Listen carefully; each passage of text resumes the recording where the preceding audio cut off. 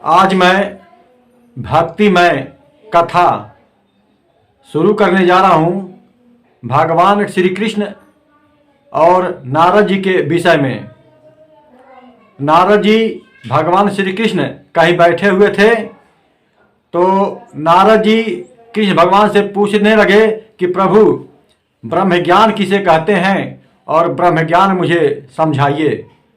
तो भगवान श्री कृष्ण नारद जी से कहते हैं कि हे नारद, ब्रह्म ज्ञान इतनी आसानी से समझ में नहीं आती है, उसके लिए तीव्र जिज्ञासा होना चाहिए। तो भगवान श्री कृष्ण नारद से कहते हैं ब्रह्म ज्ञान जानना है तो चलो ठीक है, चलो जंगल में चलते हैं, घूमते हुए वहीं पर ब्रह्म ज्ञान की बातें करेंगे। दोस्तों, कथा सुनने के पहले मेरे चैनल को सब्सक्राइब कर दीजिए, बेल आइकन को प्रेस कर दीजिए। कर दिए? ठीक है। तो नारद भगवान और कृष्ण भगवान जंगल में जाने लगे। जाते जाते जाते जाते कुछ दूर पहुँचे हैं तो एक पेड़ के नीचे श्री कृष्ण भगवान विश्रांति लिए, आराम करने लगे और नारद जी से बोले, हे नारद, मुझे बहुत तेज प्यास लगी है और जाओ कहीं से पानी लेकर के आओ, बहुत प्यास लगी है। नारद जी बोले कि हे प्रभु, आप यहीं पर ठहरिए, मैं अभी जा रहा हूँ, आपके लिए पानी लेकर के आ रहा हूँ। नारद जी भगवान के लिए पानी लेने के लिए चल पड़े। जंगल से थोड़ी दूर गए तो एक कुआं मिला। एक कुआं था जहाँ पर कुंवारी लड़कियाँ, 5-6 कुंवारी लड़कियाँ थी, पानी भर रही थीं। तो वही कुएं के पास पहुँचे हैं नारद जी और एक लड़की बहुत ही खूबसूरत थी और नारद भगवान उस लड़की को एक टक निहारने लगे। उनकी नज़र कहीं खटकती नहीं थी, उसी लड़की पर टिकी रही और उनके अंदर काम वासना जाग गई। अब मन में सोचने लगे कि लड़की मुझे मिल जाती, मुझसे शादी हो जाती तो कितना अच्छा होता। मन में विचार करने लगे तो लड़की ने बोली कि हे दो पुरुष, आप किसको देख रहे हैं, क्या चाहिए? तो नारद जी बोले कि हमको बहुत तेज प्यास लगी है, अगर पानी पिला दो तो बहुत बड़ा एहसान होगा। लड़की बोली, इसमें क्या है, अंजलि लगाओ, मैं पानी डाल रही हूँ, पी लेना। अब वो लड़की नारद जी को पानी पिलाई, नारद जी की प्यास बुझ गई। लेकिन उस लड़की के प्रति नारद जी के अंदर इतना मोह उत्पन्न हो गया कि लड़की जब अपनी गगरी से भरा पानी लेकर घर जाने लगी तो नारद जी पीछे पीछे उस लड़की के पीछे पीछे चल दिए। लड़की घर में चली गई और नारद जी लड़की के दरवाजे पर जब पहुंचे हैं तो लड़की का पिताजी देखे तो पहचान गए, कहे अरे देवर्षि नारद जी, आप अहो भाग्य, आप हमारे घर पधारे। तो नारद जी उनके घर बैठे और उनका सेवा सत्कार लड़की के पिता ने नारद जी क्या किया।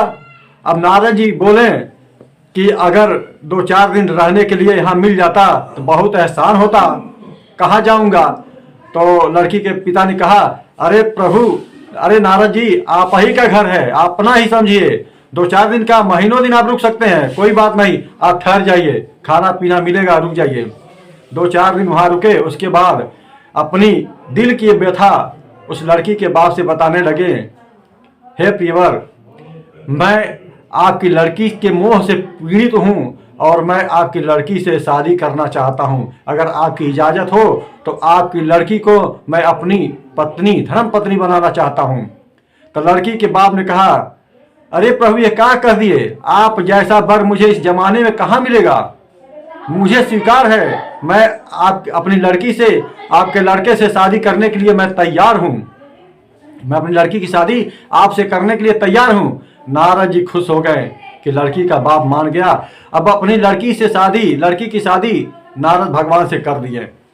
अब नारद भगवान से शादी हो गई। अब नारद जी अपनी पत्नी के साथ जीवन व्यतीत करने लगे। जीवन व्यतीत करते करते उनके 2 बच्चे हुए। 2 बच्चे हो गए। ध्यान से सुनिएगा दोस्त, ये कथा जो है बहुत ही मार्मिक है। अब नारद जी का शादी हो गया, 2 बच्चे उत्पन्न हुए, पैदा हो गए। अब उनको खिलाने पिलाने के लिए नारद जी मजदूरी करने लगे और मजदूरी करते करते अपने बच्चों को लालन पालन करते करते कम से कम मान चलिए बहुत समय व्यतीत होने लगा। अब सोच लीजिए, एक आदमी का शादी होता है, बच्चे होते हैं, कितने वर्ष लगते हैं। अब क्या हुआ, एक दिन की बात है दोस्तों, बहुत तेज बाढ़ आ गई। इतनी तेज बाढ़ आ गई कि वो नारद जी के मकान में पानी घुसने लगा। नारद जी के मकान में पानी घुसा और नारद जी क्या किए, पत्नी समेत दोनों बच्चे लेकर के छत के ऊपर चले गए। छत के ऊपर चले गए और पानी का वेग इतना बढ़ा कि घर पानी से डूब गया। घर पानी से डूब गया। अब पांव तक पानी चढ़ गया नारद जी के। अब जब कमर तक पानी गया है तो नारद जी क्या किए, दोनों बच्चों को हाथ में ले लिए, पत्नी को पकड़ लिए। उसके बाद क्या हुआ कि एक लड़का पानी में बह गया। पानी का रेला आया, एक लड़का बह गया। अब छटपटाने लगे कि क्या करूं प्रभु, क्या करूं, लड़का मेरा बह गया। अब बहुत दर्द होने लगा। तब तक दूसरा पानी का वेग आया, रेला आया, झोंका आया, तो दूसरा लड़का भी बह गया।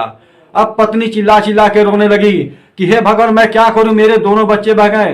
हे प्रभु मैं क्या करूं, मेरे दोनों बच्चे बह गए। अब नारद जी समझा रहे हैं कि अरे भाग्यवान, क्यों रोती हो, तुम भी हो, मैं भी हूं, बच्चे फिर हो जाएंगे। बच्चे बह गए तो क्या हुआ, हम दोनों हैं तो बच्चे फिर पैदा कर लेंगे। यही बात पत्नी को नारद जी समझा रहे थे तो पानी का वेग और बढ़ा है तो पत्नी भी चल बसी, पत्नी भी पानी में बह गई। अब देखिए दोस्तों, दोनों बेटे भी पानी में बह गई और पत्नी भी बह गई। और नारद जी भगवान श्री कृष्ण का पानी लेने के लिए आए थे, लेकिन इतना लीला रच दिया भगवान ने। अब सारे लोग खत्म हो गए, अब केवल बच गए नारद जी। अब नारद जी बच गए। अब उनके जब गले तक पानी गया है तो उसके बाद उसने छलांग लगाया, तैर गए तो एक ऊंचा टीला मिला। एक ऊंचा जब टीला मिला तो उसी पर जा करके खड़े हो गए। वहां भी कमर तक पानी था, लेकिन वहां खड़े हो गए और भगवान जी को धन्यवाद दिए कि मैं भगवान अब यहाँ सुरक्षित हूँ। वहां भी पानी ऊपर की तरफ बढ़ा, वहां भी पानी ऊपर की तरफ बढ़ा। और उसके बाद जब गले तक नारद भगवान के पानी जब पहुंचा है तो वहीं अब समझ गए कि अब मेरी जान बचने वाली नहीं है।